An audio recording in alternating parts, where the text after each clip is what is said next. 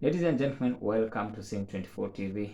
This is the Nationalist show with Kennedy Bongo. Today, our discussion will be on chief administrative secretaries in this RUTO government. Are we still going to have them? All indications show that RUTO intends to keep these people. But how does he want to do it? As you all know, our courts declared these positions unconstitutional, and again our laws and our constitution do not recognize them.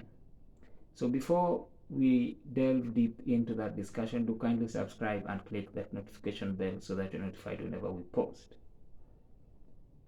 So to the point, why were these positions created in the first place? These positions were created by the Jubilee government to reward people or loyalists who lost elections. So Jubilee government came to power and realized that a lot of the people who supported them did not have work. Because as you all know, the constitution made it clear that politicians cannot also be appointed as cabinet secretaries. So they went looking for technocrats, and in that process lost a bigger chunk of their supporters or senior politicians who may or who qualified for positions of cabinet secretaries. So the only solution was to create this position of CAS so that you can now have them or incorporate them within the government. So when the constitution or the court said they were unconstitutional, they still stayed. We still have CAS to date. So I was quite surprised that Public Service Commission called for public views on RUTO's intention to create the position of CAS in accordance with Article 132(4) of the Constitution, because they're using the Article 132(4) of the Constitution.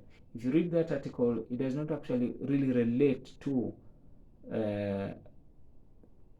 what or the creation of CAS position per se. It does not, but that is a discussion for another day. I don't want to go into the interpretation of that article, but it does not. So they're using that article as an excuse or a facade to, make people believe, those who will read it on the face of it, believe that the Constitution apparently gives him power to do this, this, and that, but it does not. It is a mere excuse, and I think Attorney General or an assertive one as that would advise the government that CAS positions are wrong. But then why then go for public participation? The president knows too well that CAS position is unconstitutional. He understands it and probably has been advised that these positions are unconstitutional. But this is a man who wants to appear to be, doing things as per the wants of the people. So he does not want to flout the Constitution himself, but he wants the people to do that for him. That is why he's calling for public participation. So public participation is essentially to sanitize the CAS position. But does that really, even with the public participation, make now his act, if he eventually decides to appoint CAS based on the public participation or on the issue, and he finds that members of the public really wants CAS, would that then make CAS position constitutional? No, it would not. So it is just a way of sanitizing and keeping the emotions and also separating himself or from blame. So it would be very difficult to blame members of the public because it's done as per the wants of members of the public. However, I find his movement or his intention in this regard quite worrying, because then it appears to me that is a man who is beginning now to track back from what he had promised the people. Everybody knows that RUTO campaigned on a platform that there is high cost of living, a platform that government spends too much on so many unnecessary things, which I believe CAS position, if you consider, is one of those unnecessary things that should not even be there. Government can function quite well without those positions.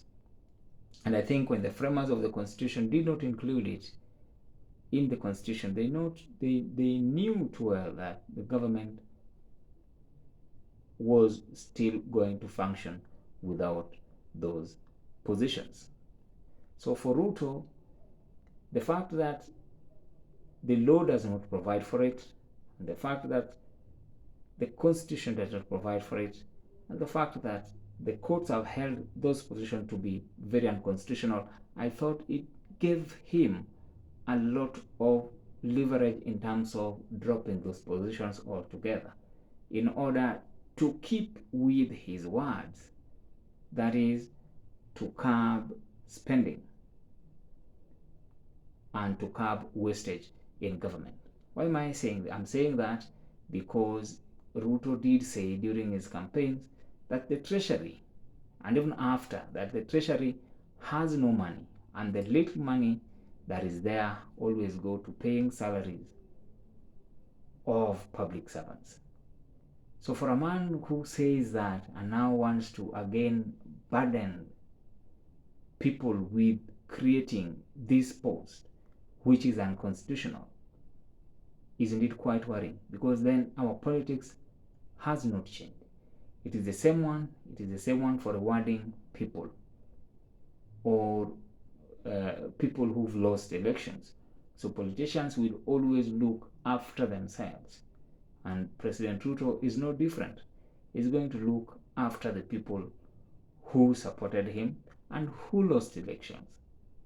People like Waruguru, probably those ones will be appointed to these positions.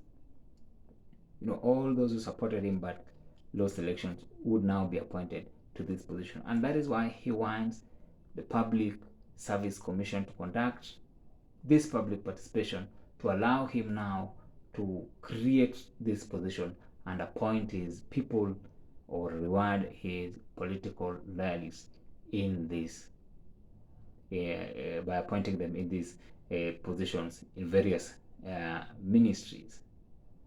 So that marks the end of our discussion.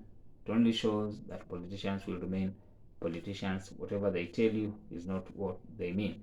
Do leave a comment on your thoughts on the issue if you think CAS should be abolished altogether.